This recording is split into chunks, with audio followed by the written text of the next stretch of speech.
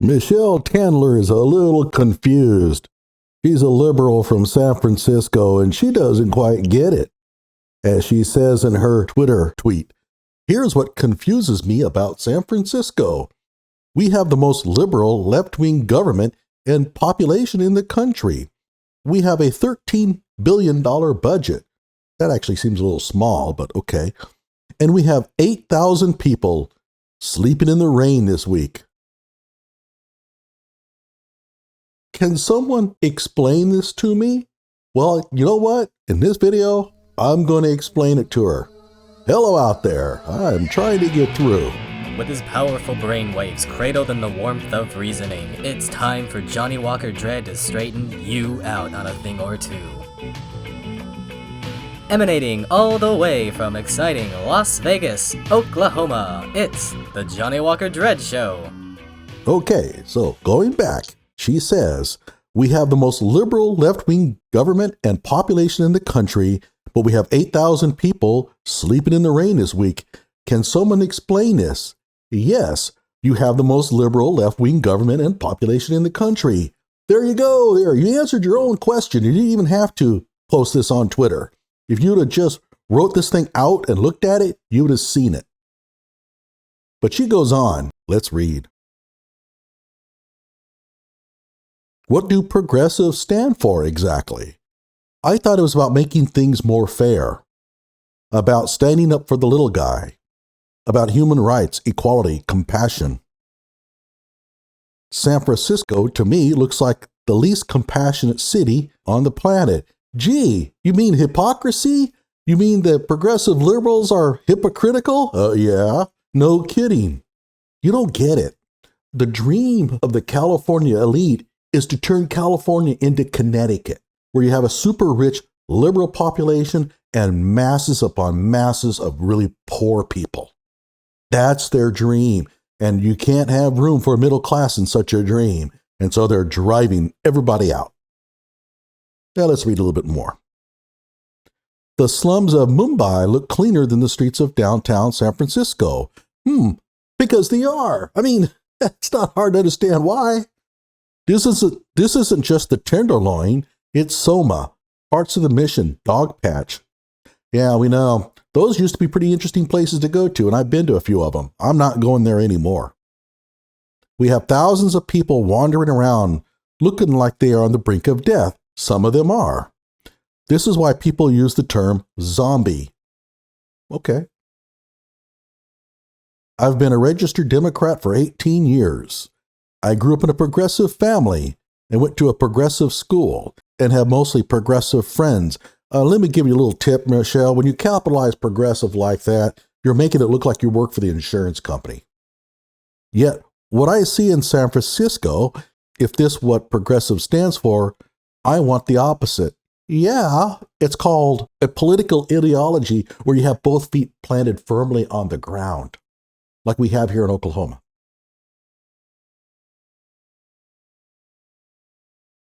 The words used here, harm reduction, housing first, criminal justice, social justice, equity, they don't align with what I'm seeing at all because they're not meant to. You're just now figuring this thing out?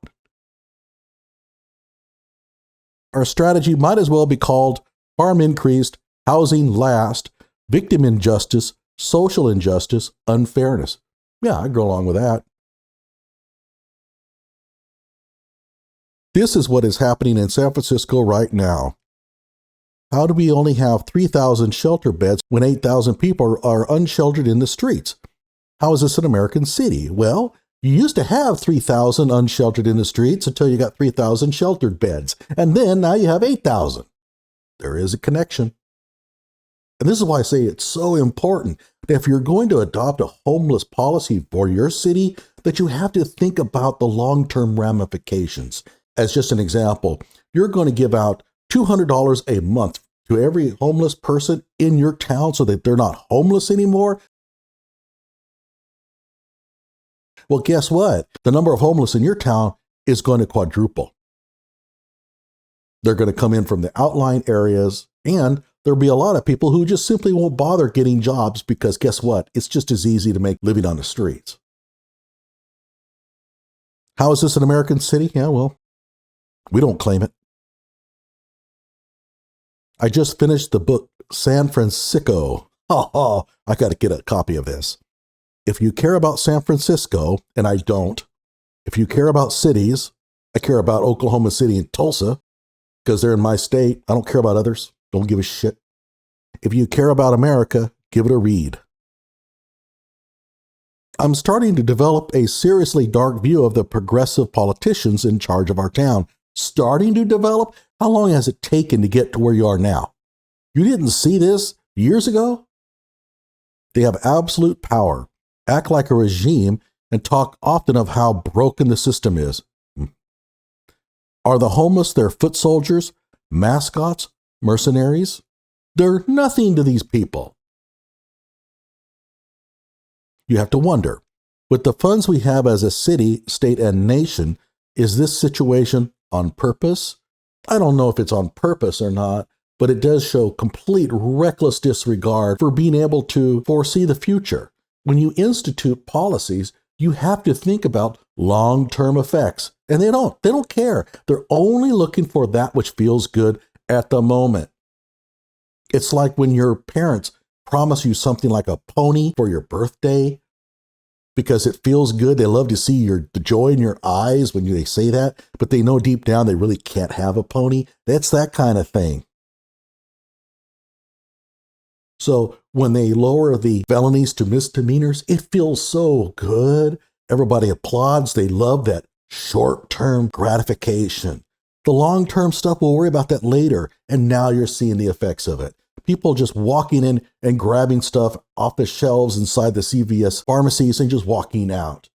But it sure felt good at the moment to sign in that historic Prop 46 legislation. We're going to give felons a better chance. We'll turn them loose in the streets where they can go out and get jobs instead of soaking up all our tax money behind prison walls. Yeah, it helped California be able to bolster its revenue, but it came at a cost. Progressives tend to blame Republicans for almost everything. Yeah, you're not going to be able to blame Republicans for the San Francisco mess, are you? Yet here we are, not a Republican in sight, and I think we may be the most deranged city on the planet. There's no maybe. You are. Okay, I'm sorry. Seattle is probably the most deranged. Of course, it has the same problem that you have.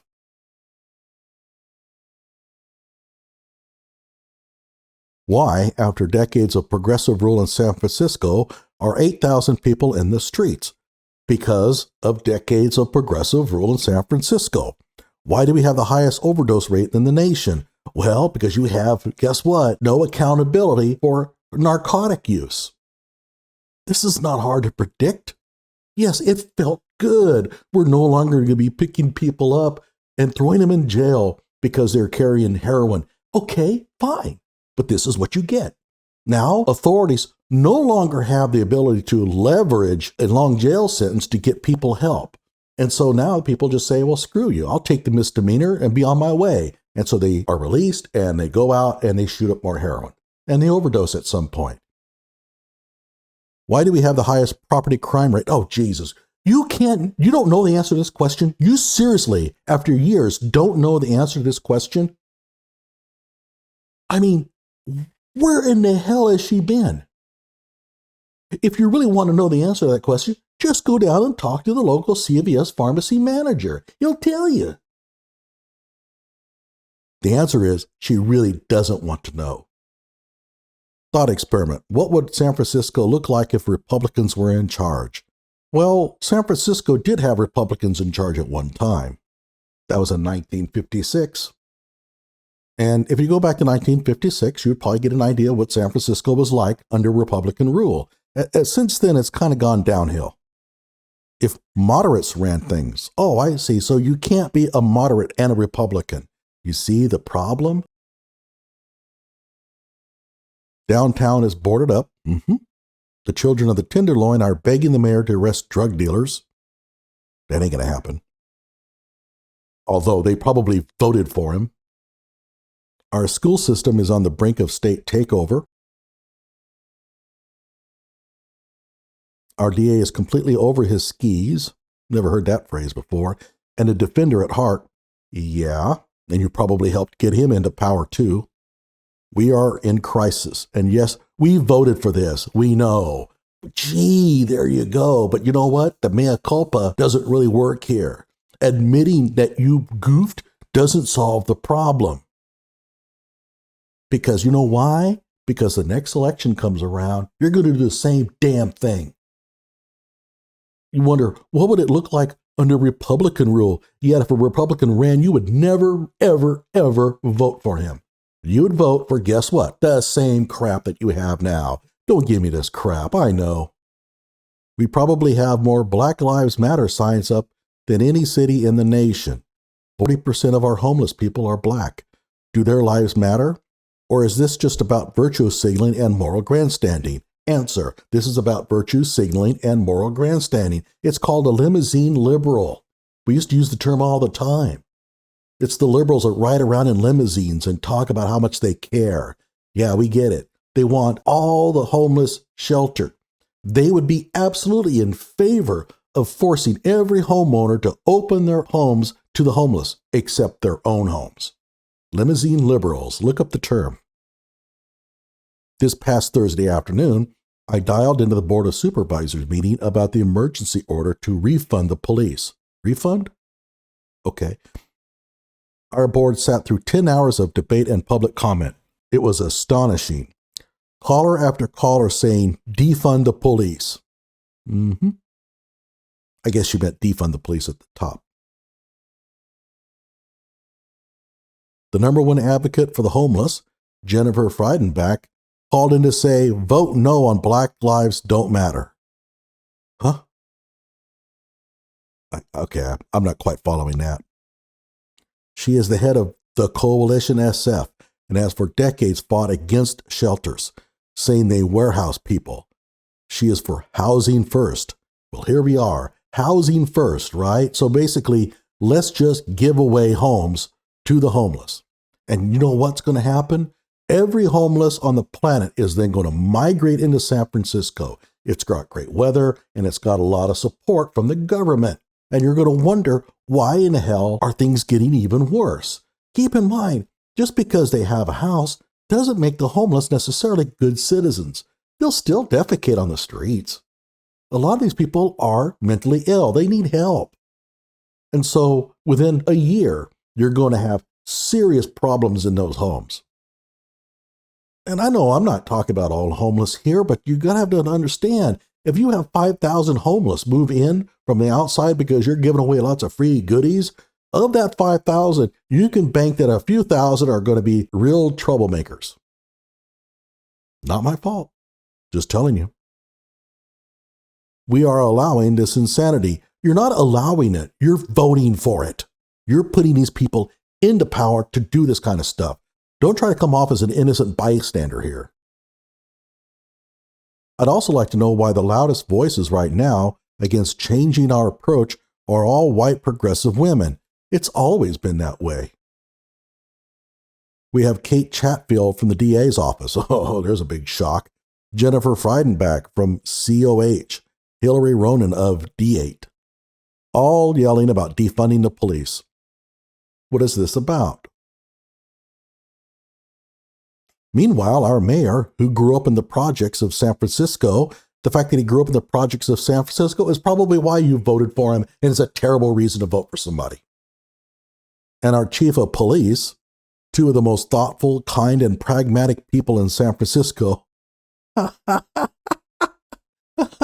And you're wondering what the problem is? Asking for funds and help. Oh, man. She can't see it. And they are getting shouted down as racist. This is nuts. I've been thinking a lot recently about the concept of civic duty. What is our responsibility as a citizenry? Your responsibility is to advocate for others to be good citizens. You advocate for others to do the hard work and to do the sacrifice needed to better the society. Others, not yourself. That's the reason why you would advocate for somebody else to have to put homeless on their front yard, but you're not going to do it yourself. That is your responsibility as a citizen. What is civil society? You wouldn't know. You haven't lived in one. One of my friends recently woke up to find a homeless person sleeping on the front step of her multi-million-dollar home. Multi-million-dollar home in San Francisco, it might be 2 bedrooms. I asked her what she did. We closed the blinds. I think this is such a metaphor for what's going on here. San Francisco is turning its head. Notice she doesn't tell you what she's doing to help the homeless. See, it's somebody else. It has to be their involvement. They're just turning their heads away from the homeless. Well, what are you doing? San Franciscans believe they are righteous because they pledge allegiance to the righteous tribe, Democrats. And guess what? You're going to vote for the Democrat next time around, so don't give us this crap, okay? They believe they are moral because they believe in higher taxes. Okay. They believe they are virtuous because they believe in big government. I get messages almost daily from people who say they are afraid to speak up for fear of professional ramifications. Yeah, try being conservative. If you think it's bad for you, Michelle, just because you come up with some ideas that might run counter to the culture of San Francisco, try being a conservative. And gee, why is the problem in San Francisco so bad? It's because anybody who has a conservative view is not even allowed to speak. And you're upset because your progressives are not allowed to speak. Where is your concern for those people who may be on the right, who might have some good ideas, but you're not going to let them speak? You're part of the problem just as much as the others. In college, I studied totalitarian governments and how they came to power. The similarities I see to many elements of society today are harrowing. The cancel culture, the wrong think, the adulation of experts, the cultishness towards science, the blind support by party. Now, keep in mind, I'm a scientist, and I totally understand why people should consider a scientist's views on things to be very important. But we have to be careful about that. Scientists can have agendas, and it's perfectly okay to question them. Okay, so I skipped down, but today I feel ashamed. I feel ashamed of our values. I feel ashamed of our groupthink. I feel ashamed of our lack of civic engagement. I feel ashamed of the inequality, of our wasted budget, of the corruption, the grift, and the greed. Well, guess what you're going to do for the next election cycle, Michelle? You're going to vote for what? The values, the groupthink, the lack of civic engagement, the inequality, the wasted budget, and especially the corruption, the grift, and the greed. Look, if you don't like corruption, grift, and greed, then why are you in San Francisco? Get the hell out of there. Move. They don't want you. But all I ask for you, Michelle, is don't come to Oklahoma. You stay the fuck out of my state. I don't want you around. Okay? Because despite what you think, Michelle, when you come here, you're going to try to set up the same corrupt government. It's inbred in you people. And pretty soon, our teachers will be doing what? Propagating the same failed ideas in our children that you left San Francisco to get away from. You stay out of Oklahoma. Go to Idaho, whatever, man. Just stay out of here. We don't want you. Go to Texas. They'll love you. We have some of the most educated people in the world living here. Right, but they're not necessarily smart. We have some of the wealthiest, most productive companies in human history. We have beautiful homes, views, nature, weather. This should be a beacon of liberalism. This should be a city on a hill. And it's not, because you keep voting in the wrong people. And if you move to my state, you'll do the same thing. I'm exploring these issues because I don't want to see the rest of our country look like San Francisco. Okay, the way to do that is all you and your friends stay the hell where you are, and we won't have this problem. Of course, we also have to tell people in Seattle the same thing. Those who vote like you, Michelle, those who think like you, stay where you are, and we won't have this problem creeping out into the other cities. But you know what? Austin, Texas, you're next. You're going to be just like San Francisco in about 10 to 20 years. You're going to have little apps that you put on your phone to take root so you can stay away from the feces on the sidewalk. Oh, and you'll be able to report the feces of this with this app. because, well, it's Austin. It's coming. It's coming. You just wait. Don't look for me for sympathy.